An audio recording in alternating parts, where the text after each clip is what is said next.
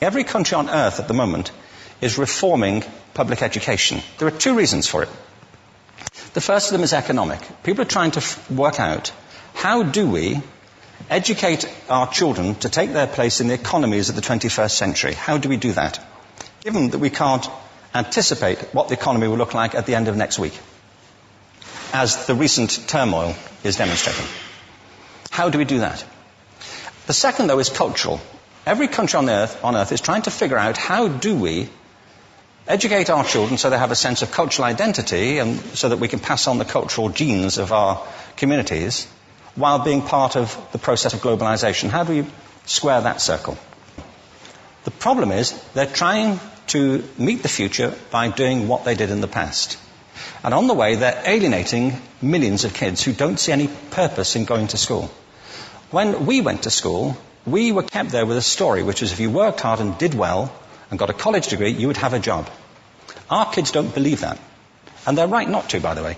You're better having a degree than not, but it's not a guarantee anymore.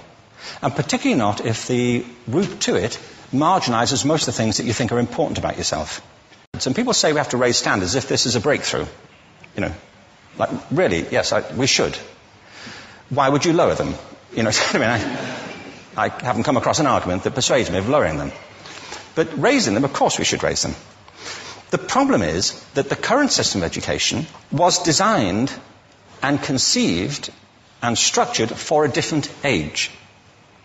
It was conceived in the intellectual culture of the Enlightenment and in the economic circumstances of the Industrial Revolution.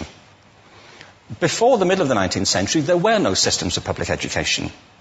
Not really. I mean, you could get educated by Jesuits, you know, if you had the money.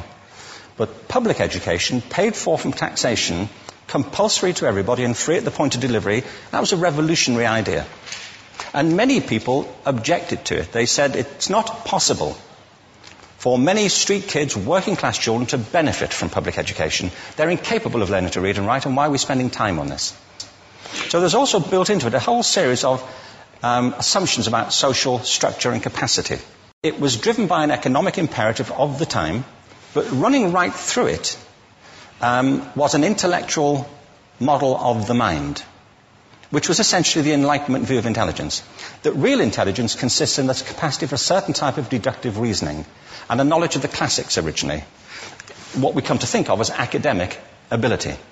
And this is deep in the gene pool of public education, that there are really two types of people, academic and non-academic, smart people and non-smart people.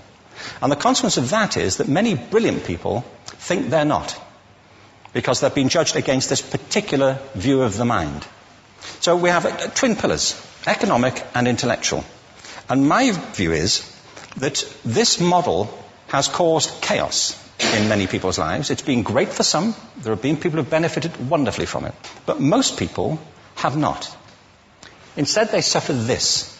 This is the modern epidemic, and it's as misplaced and it's as fictitious. This is the plague of ADHD. Now, this is a map of the incidence of ADHD in America, or prescriptions for ADHD. Don't mistake me here. I don't mean to say there is no such thing as attention deficit disorder. I'm not qualified to say if there is such a thing. I know that a great majority of psychologists and paediatricians think there is such a thing. But it's still a matter of debate. What I do know for a fact is it's not an epidemic. These kids are being medicated as routinely as we had our tonsils taken out. And on the same whimsical basis, and for the same reason, medical fashion. Our children are living in the most intensely stimulating period in the history of the earth. They're being besieged with information and calls for their attention from every platform, computers, from iPhones, from advertising holdings, from hundreds of television channels. And we're penalizing them now for getting distracted. From what? You know, boring stuff. At school, for the most part.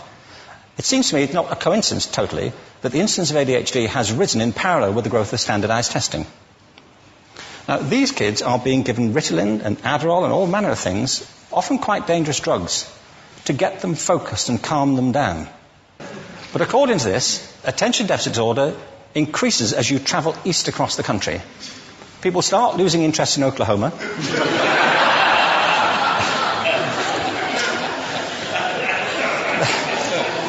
They can hardly think straight in Arkansas.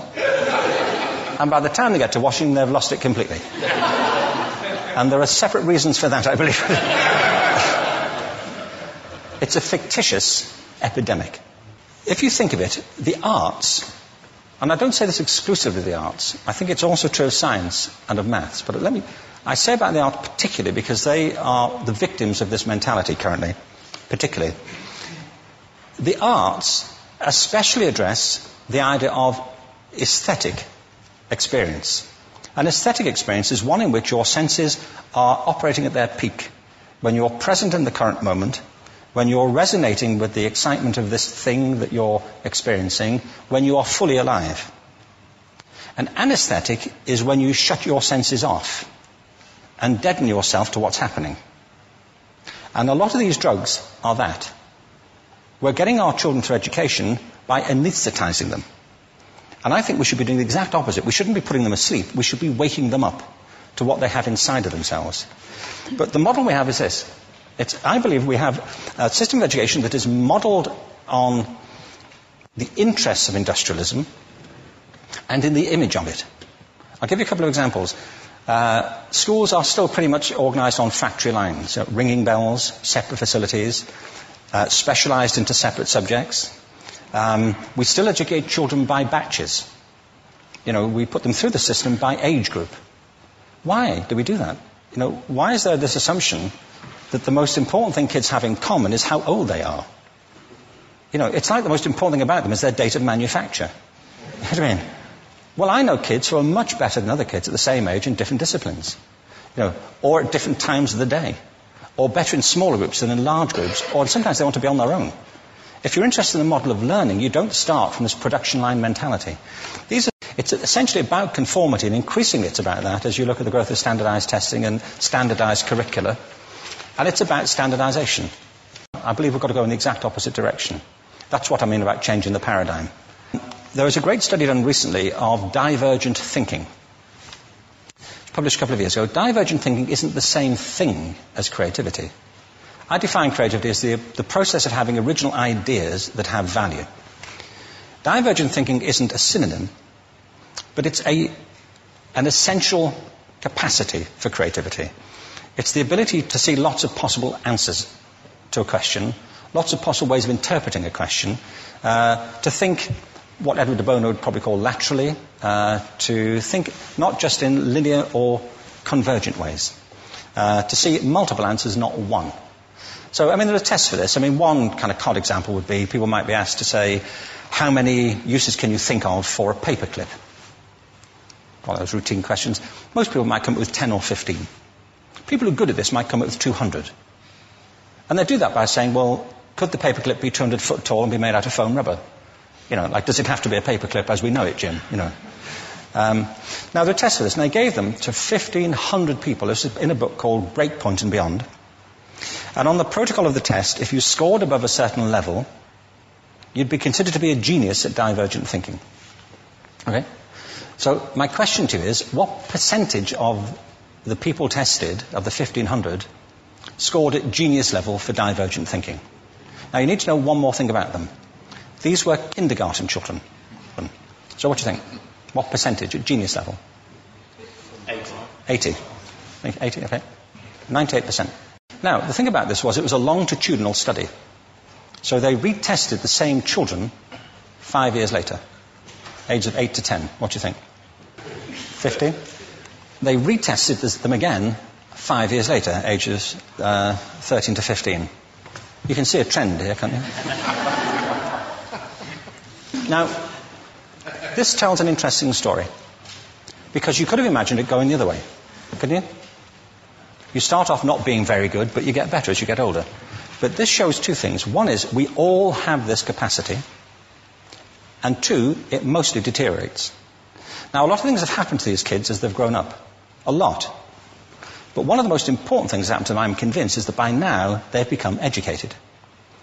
They've spent 10 years at school being told there's one answer, it's at the back. And don't look. And don't copy, because that's cheating. I mean, outside schools, that's called collaboration, but inside schools. Now, this isn't because teachers want it this way. It's just because it happens that way. It's because it's in the gene pool of education. We have to think differently about human capacity.